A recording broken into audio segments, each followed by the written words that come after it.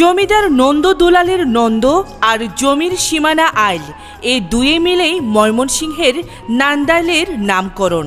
এবার শুনবো নান্দাইলের মানুষের নির্বাচনী জনমত। প্রশাসন কঠোর থাকতে হবে এবং সঠিক নির্বাচন যাতে হয় বাংলার মানুষ এই কামনা করছে।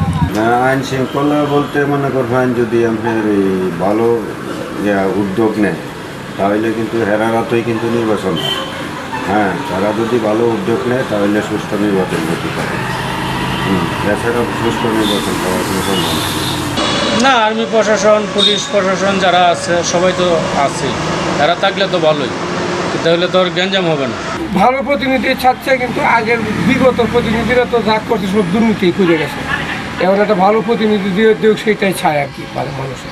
মানে ভালো মানুষ এগুলো দেশের উন্নয়ন যাতে করতে পারে এবং বিশ্বস্ত মানুষ জনগণের যে প্রিয় লোক হয়, জনগণকে বেশি ভালোবাসা দিতে পারে এবং উন্নয়নের কাজে তার অবনতি থাকতে হবে, এমন মানুষই আমরা কামনা করি। না, যারা ভালো করে তারাই দেন। আর এই যে আর একটা জিনিস হলো যারা অতীতে ধরে রাখছে জিনিসটা, যে আমি দলের জন্য আমি আরও 10 বছর 15 বছর আগে থেকে আমি ধরে রাখছি, তারাই দেওয়া উচিত। লোক বলতে তো ভালো লোকেই চাই, যে দেশের জন্য ভালো করতে পারে, মানুষের জন্য ভালো করতে পারে। হ্যাঁ, তাকেই তো চাই। কঠিন অবস্থা ধারণ করবে এবং দুর্ভিক্ষ দেশে আগমন করবে। তাছাড়া আরও নানান জটিলতা দেখা দেবে আইন শৃঙ্খলা বাহিনী যদি সঠিকভাবে কাজ না করে। ওখানে দেশের অবস্থা খুবই খারাপ, কিন্তু সামনে যদি ভালো নির্বাচন হতে ভালো হবে। ভোটের অধিকার ফিরায় আনতে সরকারের কষ্ট হবে, কিন্তু ভোটের অধিকার যদি ফিরাইয়া না আনে তো সুষ্ঠু নির্বাচন দেশে হবে না।